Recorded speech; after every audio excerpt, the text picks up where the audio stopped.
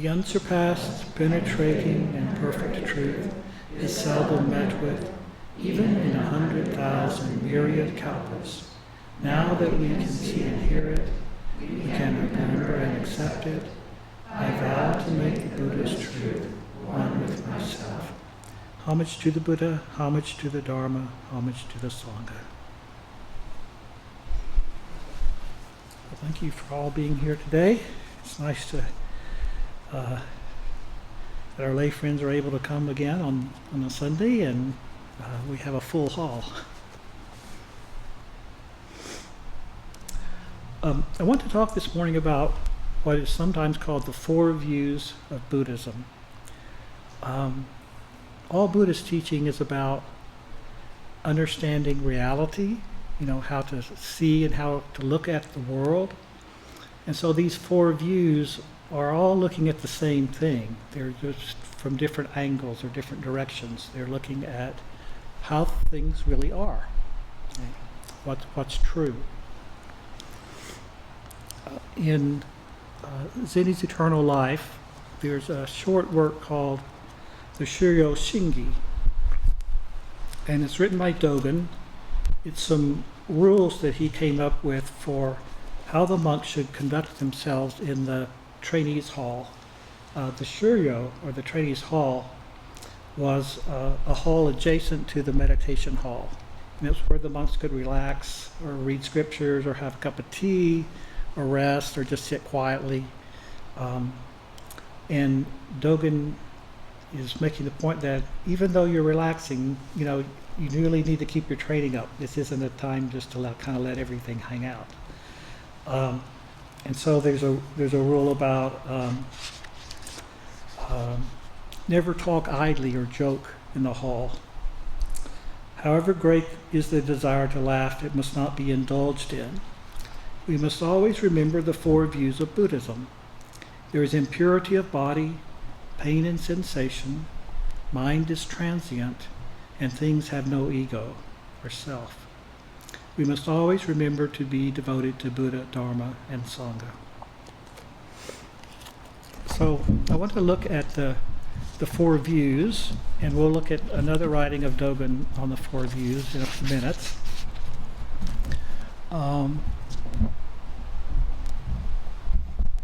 This doesn't mean that one shouldn't enjoy life. That's a part of the way things are as well.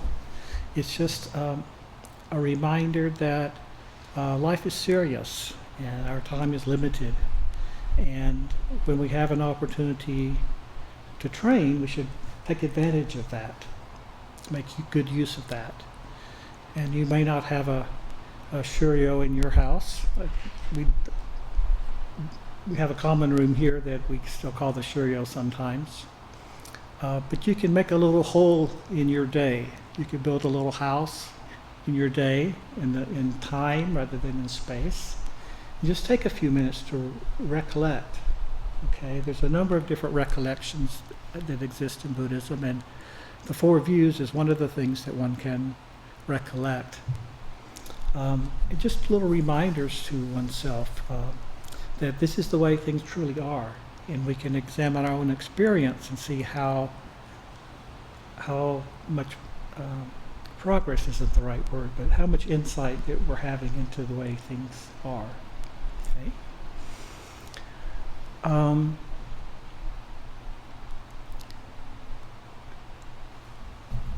These are also called the four abodes of mindfulness. Okay, an abode is a place, it's a house. Four abodes of mindfulness. Reverend Master Hubert in the Showa Genzo calls it the four abodes of reflection, or 4 points of focus. Okay, focal points. There's a Theravada teacher and monk that I'm going to read from a little bit, who calls them the four frames of reference. Okay, again, it's talking about how we look at things, how we view things.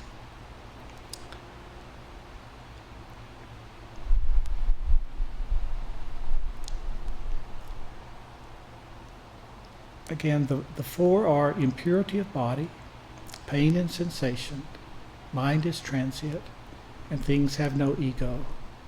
And you're probably already familiar with this because they more or less correspond to what are called the three seals, or the three signs of existence, which are anicca, which is no self, anatta, which is no self, anicca, which is impermanence, and dukkha, which is suffering.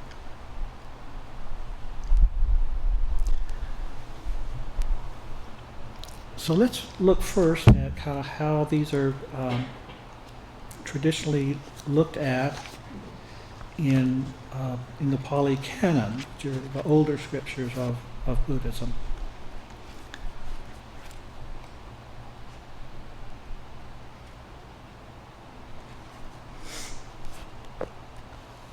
This is the Buddha speaking. I will teach you the frames of reference, their development, and the path of practice leading to their development. Listen and pay close attention. I will speak. Now, what are the frames of reference? There's the case where a monk remains focused on the body in and of itself, ardent, alert, and mindful, putting aside greed and distress with reference to the world. They remain focused on feelings, mind, mental qualities in and of themselves, ardent, alert, and mindful, putting aside greed and distress with reference to the world. These are called the frames of reference. Like many of the scriptures, this one is addressed to the monks, but this teacher makes the point in the introduction that the commentaries make the point that this refers to anyone who is serious about practice. Okay, so that includes all of us. And what is the development of the frames of reference? There is the case where a monk remains focused on the phenomenon of origination, or arising, with regard to the body, remains focused on the phenomenon of passing away with regard to the body, remains focused on the phenomenon of origination and passing away with regard to the body, ardent, alert, and mindful, putting aside greed and distress with reference to the world. So that's the first of the frame of reference, the impurity of body. Then we have, he uses a slightly different order here. Next, he's talking about feelings. Well, that's the same order, feelings or sensation. And he goes, the Buddha says the same thing about one remains focused on the phenomenon of feelings, and then focused on the mind. Mind is transient. And lastly, with regard to mental qualities in and of themselves. It's dharmas with a little d, phenomena. Okay?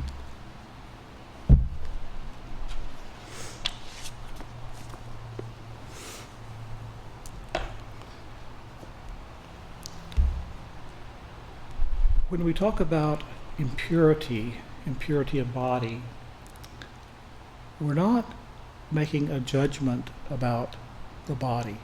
Okay? We're not saying there's something loathsome or unclean about the body. Okay?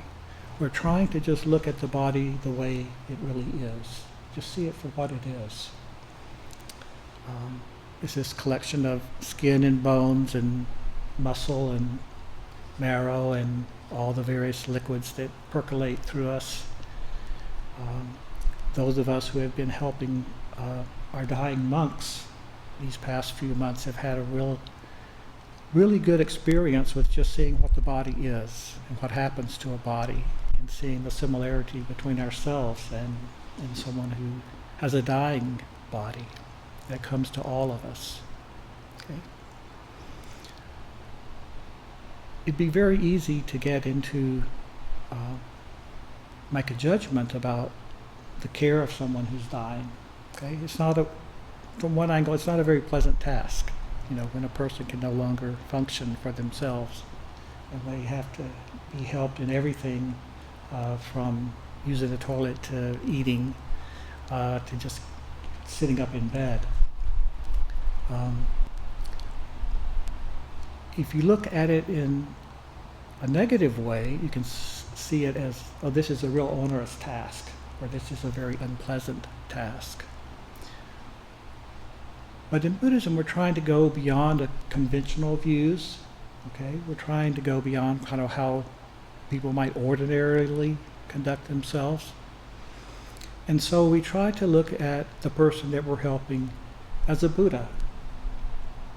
Where Master Jiyu talks about in The Wild White Goose about nursing one of the old monks. That was one of the things that happened pretty early on when she was in Sojiji. And she got in trouble with one of the older monks for doing that because she was a novice and besides was a foreigner and she shouldn't be doing that. And so he tells her to go away, and then she stops and says, no, this is Buddha. I'm going to take care of Buddha. And it was one of the things that made her other seniors kind of sit up and take notice and wondering, well, I didn't realize you had gotten so far in your training, because she was having right view, very early on.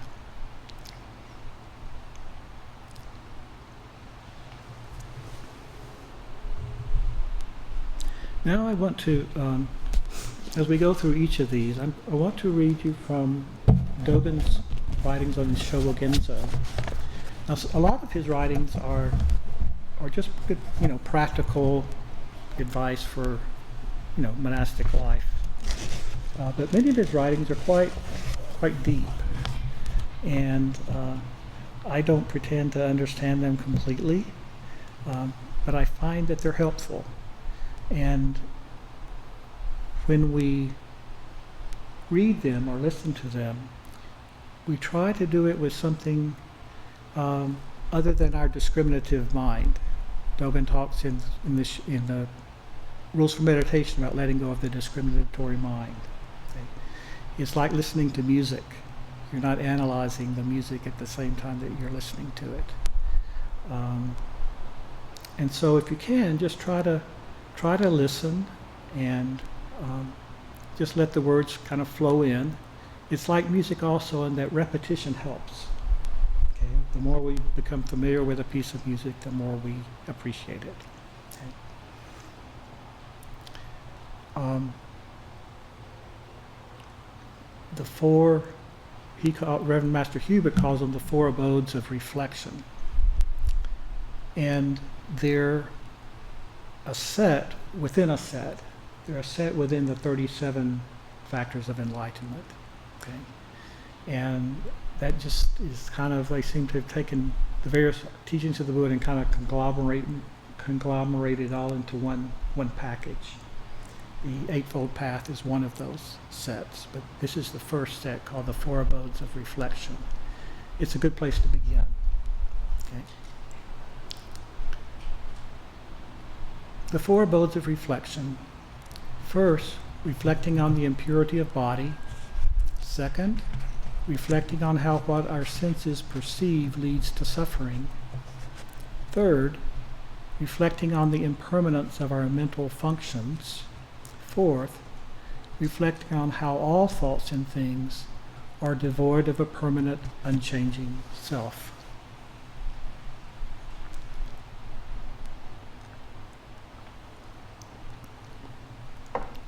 Reflecting on the impurity of body means reflecting on our present fleshly body as being the whole universe in all 10 quarters, because that is what our true body is.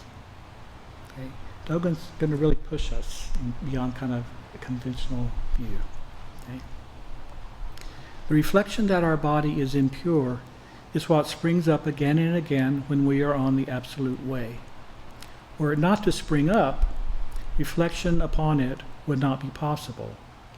It would be as if we lacked a body. It would be as if doing the practice were impossible.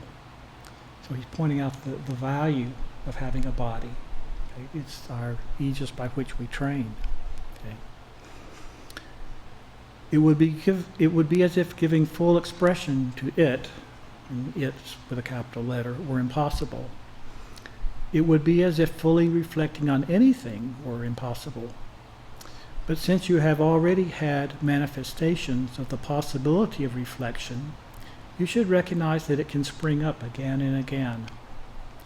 The possibility of reflection refers to our everyday actions, such as sweeping the ground and sweeping the floor.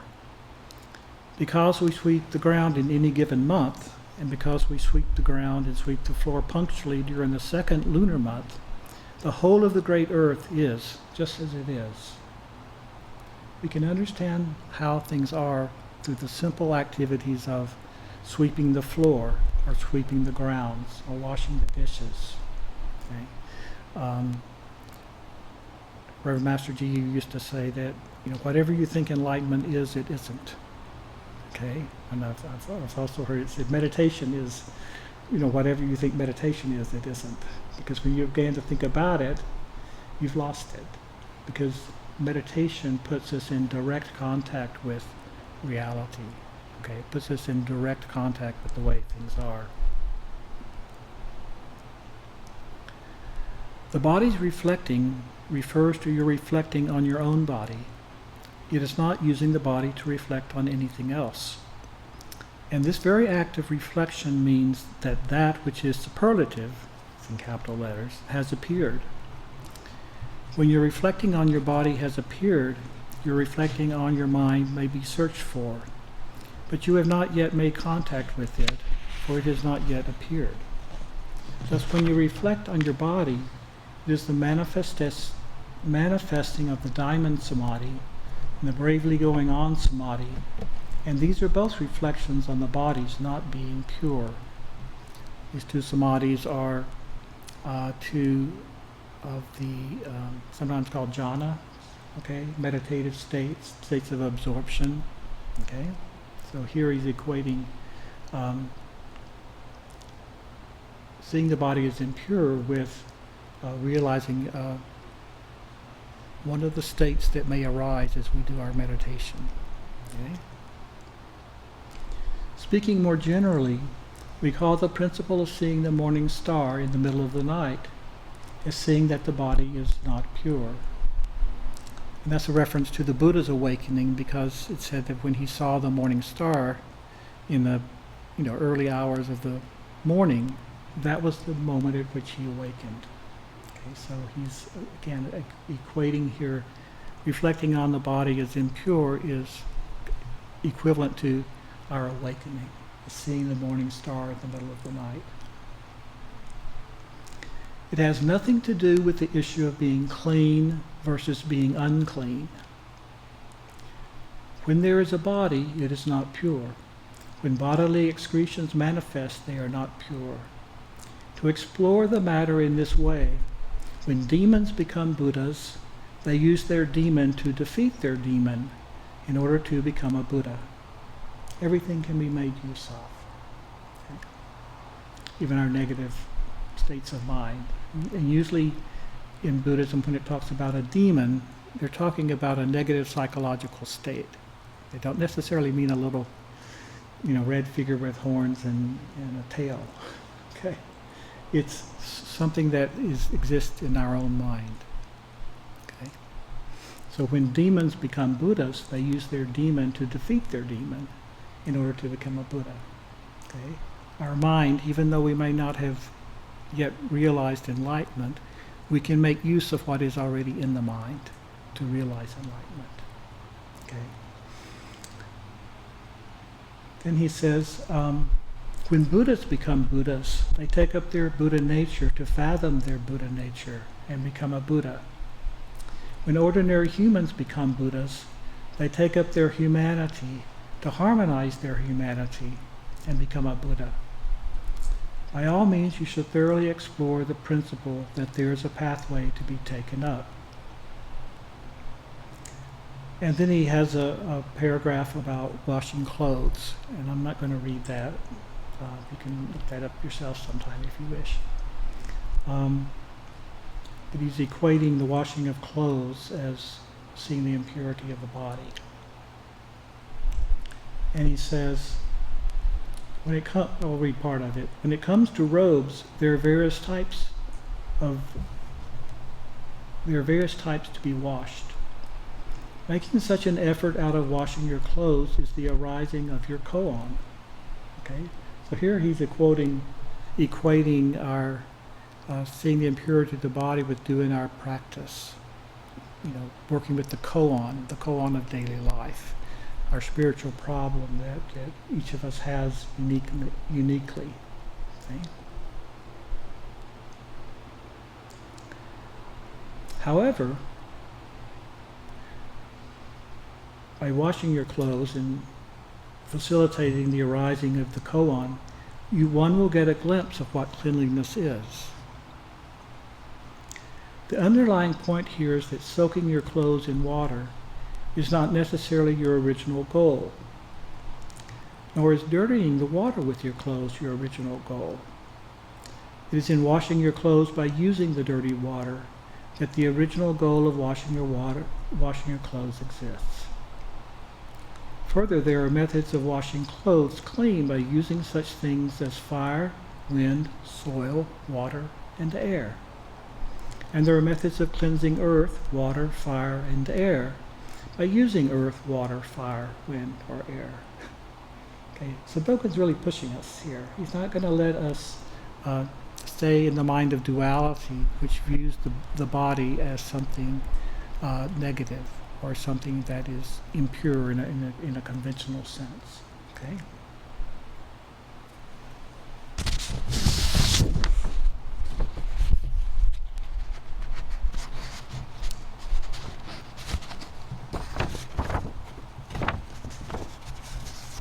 The next of the four views is the impure, pain and sensation, or sometimes called, Reverend Master Hubert calls it, reflecting on how what our senses perceive leads to suffering.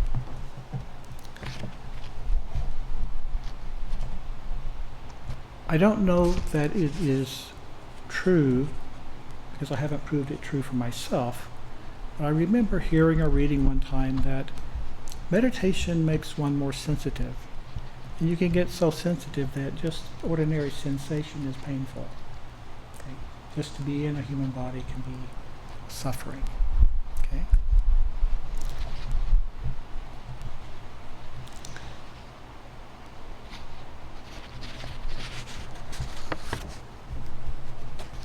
The Dogen's going to,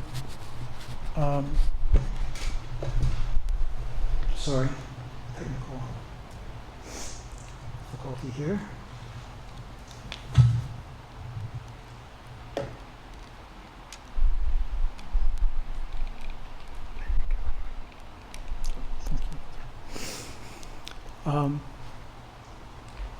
He's not going to let us get away with looking down on our senses. Okay, they too can be used and must be used in order to realize enlightenment, to get insight. So Dogen says, reflecting on how what our senses perceive leads to suffering means that suffering is nothing other than a sense perception. It is a being beyond a matter of what we perceive or what others perceive, and it is beyond a matter of being attached to one's own perceptions or not being attached to them. It is the sensations of a live body, and it is the sufferings of a live body. And then he has an analogy comparing the sweet, ripe melon with a bottle gourd, which are quite bitter. He says, say we replace a sweet, ripe melon with a bitter bottle gourd. It is bitter, skins and flesh, bones and marrow. It is bitter to the mind of attachment and to the mind free of attachments. This type of reflecting is one step above spiritual abilities and above training to realize enlightenment. So here he's holding this up as something that is very important. You know, it's beyond developing the psychic spiritual powers. Okay? It's even greater than training to realize enlightenment. Of course, there really isn't anything greater than that, but he's just trying to kind of pull the rug out from under us. Okay? It is a spiritual ability that springs forth from the whole stem. It springs forth from the whole root. Thus it has been said, sentient beings are thought to suffer, and here indeed is a sentient being who suffers. Sentient beings is beyond self and beyond other. We cannot deceive others, for ultimately there are sentient beings who are suffering. Sweet melons are sweet up to their calyx, whereas bitter gourds are bitter down to their very roots. Again, he's pointing out this is just the way things are. Even so, what suffering is cannot easily be ferreted out. Ask yourself, precisely what is suffering? Okay. Again, this is one of the things that one can reflect on or recollect on. Kind of just really look into that. Well, what exactly is suffering? Okay. It's something we may not think about, but it's worth putting a little time into it. What exactly is suffering? Okay.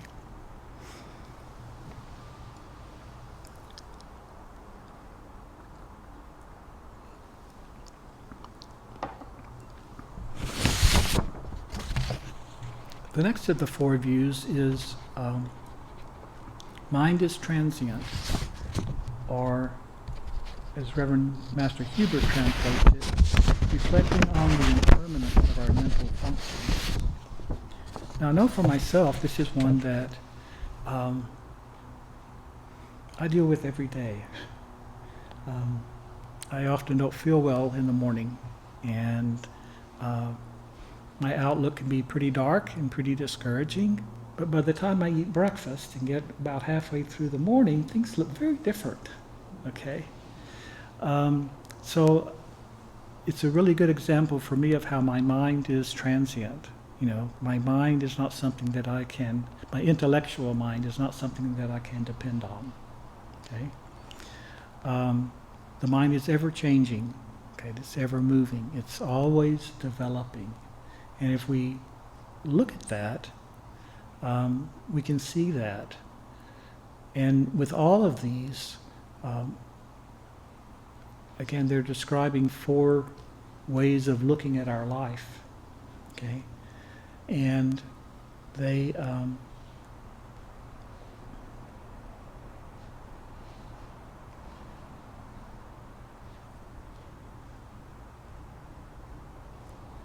can all be seen directly through meditation. Okay? It's useful to recollect on them or reflect a little bit. But these can all be seen directly just through our practice, our everyday practice of meditation. We can see that these things are true. So let's hear what Dogen says about this. Okay? Again, he's going to push us beyond an ordinary understanding. Concerning reflecting on the impermanence of our mental functions, the old Buddha Daiken Eno, that's the sixth ancestor in China, the old Buddha Daiken Eno once said, impermanence is what Buddha nature is. Thus, the various ways in which impermanence is understood are all Buddha nature. Okay. So our seeing the impermanence of all things is Buddha nature. Okay. So this is something, it's just not a little mental exercise that may make us have a little insight. It's Buddha nature itself. Okay. Great Master Yoka Genkaku once said that actions are impermanent and that all things are empty of anything unchanging, is what the Tathagata's great, fully perfected realization was. And then there's end of that quote. And Dogen then continues, your present day reflecting on the impermanence of your mental functions is itself the Tathagata's great, fully perfected realization. For the great fully perfected realization is what a Tathagata is. That's what a Buddha is. Even if your mind does not intend to reflect, it pursues whatever is going by. Okay, we all know that in meditation, that it's, or Master Ji used to compare it to sitting below a bridge and watching the traffic going by. Okay, the mind, even if it doesn't intend to reflect, it still pursues whatever is going by. Thus, wherever there is mind, there is reflection. We can't get away from it. Okay. To generalize, upon your reaching supreme wisdom, that supreme fully enlightened state manifests simply as impermanence and the reflecting mind. Okay. This is something really valuable to see. The mind is not necessarily constant. Because it goes beyond the 4 lines of a scriptural verse and transcends the hundreds of ways of negating, the tiles and stones of our walls and fences, along with the rocks of various sizes, is our mind itself. And impermanence itself is reflection itself. Tiles and stones of our walls and fences is a phrase that Dogen uses to mean the objects of our mind, because walls and fences are made of tiles and stones. Okay, so he uses that as a description of the mind.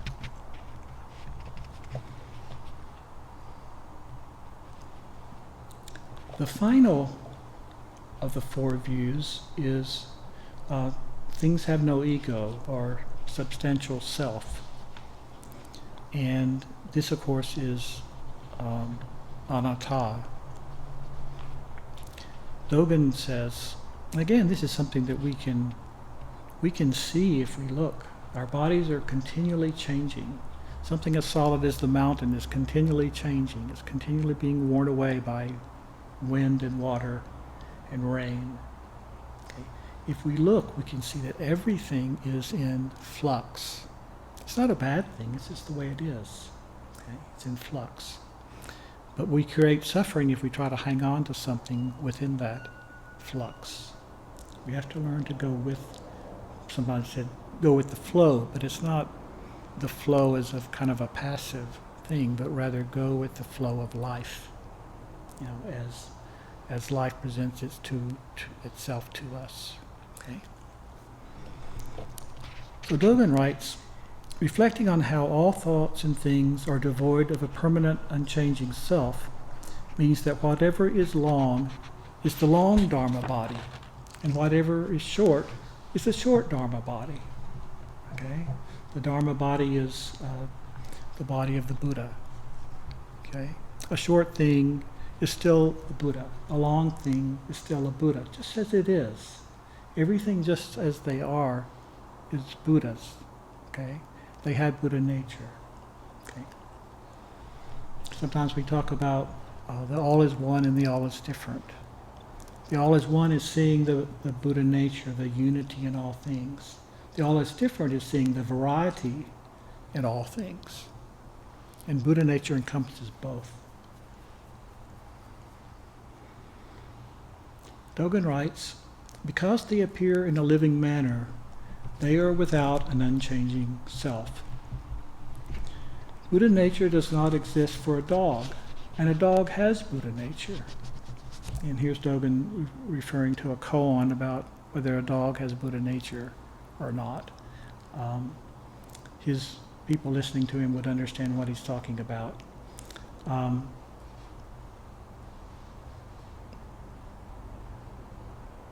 The koan goes something like, does the dog have Buddha nature? And the master says, no. But then the question is again, well, what about having a Buddha nature? And the master says, yes, the dog is Buddha nature. The dog is not something separate from Buddha nature. It doesn't have a Buddha nature. It doesn't possess a Buddha nature. It is Buddha nature. And so Dogen then says all sentient beings lack having a Buddha nature, and Buddha nature is beyond all sentient beings. All Buddhas are beyond ordinary sentient beings, and all Buddhas are beyond Buddhas, again, he's trying to point us to our direct experience that's beyond conceptualization, beyond putting a word Buddha on things. All Buddha nature is beyond Buddha nature, and all sentient beings are beyond being a sentient being. Because this is the way things are, all thoughts and things are beyond being all thoughts and things, which we explore through our training as our reflecting on how all thoughts and things are devoid of a permanent, unchanging self. You need to remember to let your whole being leap free from entanglements with self. Okay? We leap free of being involved with being attached to what is going on. Okay? We leap free.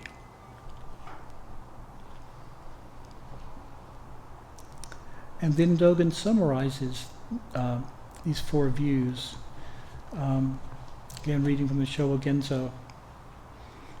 Shakyamuni Buddha once said, all Buddhas and Bodhisattvas reside peacefully within this teaching, which they regard as a sacred womb. Okay? Otherwise, this is the place that gives birth to our realization. Whether we have a small realization or a great one. This is the womb. This is the place from which it comes, this particular teaching.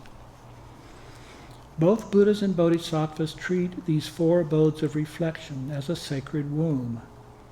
You need to know that there is the sacred womb of those who have reached the stage of all-knowing enlightenment, and there's a sacred womb of those who have reached the stage of wondrous enlightenment. And Reverend Master Hubert gives us a footnote talking about these are stages in the Bodhisattva development. There are Buddhas and Bodhisattvas who have already reached these stages, and there are Buddhas who have gone beyond wondrous enlightenment, who likewise regard this as a sacred womb, and Bodhisattvas who have leapt beyond the stages prior to all-knowing enlightenment and wondrous enlightenment, also regard the four abodes of reflection as a sacred womb. Truly, the skin and flesh, bones and marrow of the Buddhas and ancestors are nothing other than the four abodes of reflection. Okay? Otherwise, our practice, okay, our practice in the four abodes of reflection is what brings the Buddha nature alive. Okay?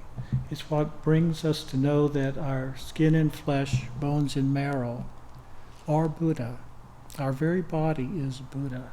And we can discover that and come to prove that true for ourselves by spending some time in reflecting on the four abodes.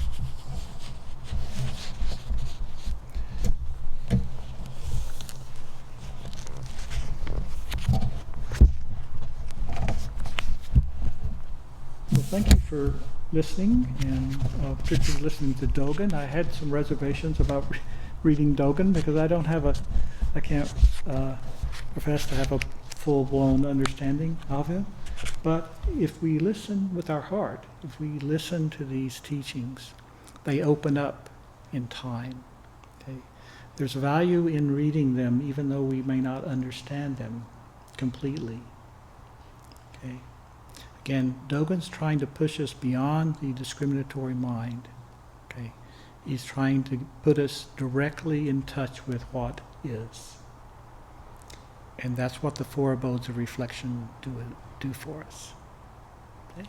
So, thank you.